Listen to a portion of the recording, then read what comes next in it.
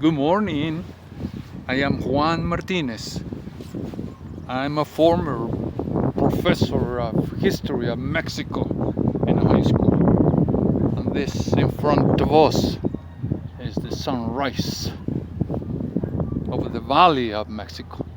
Let us say plateau of Mexico. Since the expert says since we are higher than 2,200 meters above the sea level, they said we're a plateau. In any case,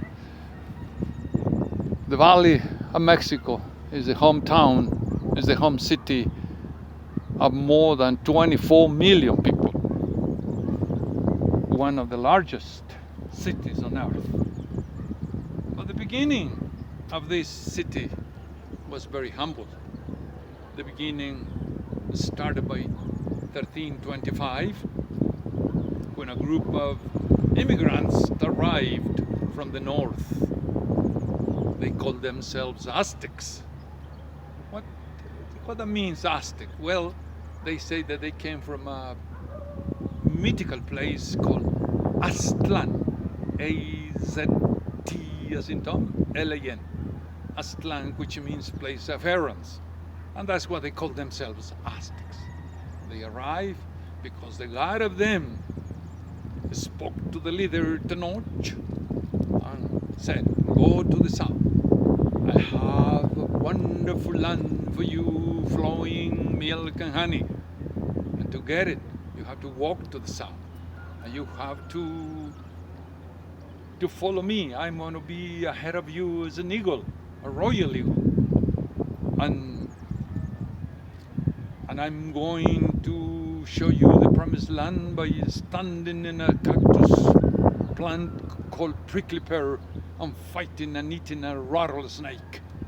When you see me in that symbol, with this symbol, stay there because I'm going to make you rich and powerful. The Aztecs walk.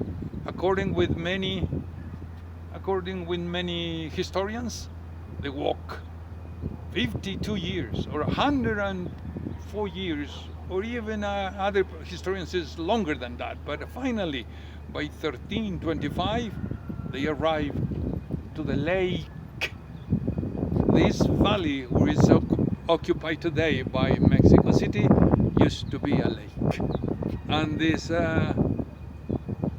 lake no longer exists, but this lake was inhabited. I mean, the shores of the lake were inhabited by thousands of people. And they went to the middle. They went to the middle of the lake where it was a small island, and on that small island, finally, after so many pains, they saw the eagle with a snake on the cactus, and they started the construction of their city. They brought from the north weapons that they didn't exist in this part of the country, bow and arrows. And soon they conquer everybody in the shores of the lake, and they have to pay taxes to the Aztecs. Later, they send their armies beyond those mountains you see in the distance, and brought slaves and more tributes and more taxes that they have to be paid to the Aztecs, and they started the construction of a wonderful city that was called Mexico, Tenochtitlan, because the leader who brought them to the valley, to the lake, was called Tenoch.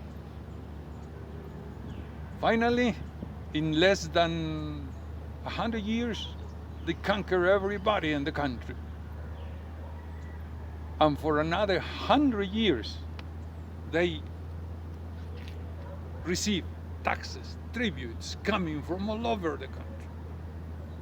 It is said that at the time of the Spanish arrival in 1519, 20 million people paid taxes to the Aztecs, and they became the richest city ever existed, and the biggest city in those days existed in the planet. It is said by the historians that the population were 200,000 plus 100,000 floating population that came to visit, came to make business, came to sell, came to buy. But something happened. The Spanish arrived, headed by Cortés, and the slaves who had to pay taxes to the Aztecs, instead of following the Aztecs to help them against the invaders, against the newcomers, they joined the newcomers.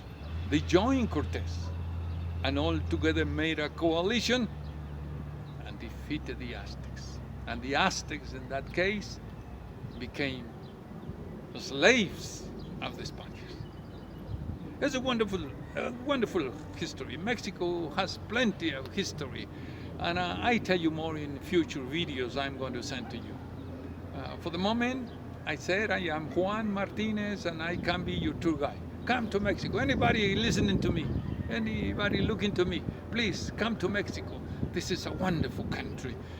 We have popular art, we have Aztec art, we have archaeology, we have colonial art, we have rivers, we have lakes, we have beaches, we have deserts, whatever you want, we have it in my country. Come to Mexico. Thank you.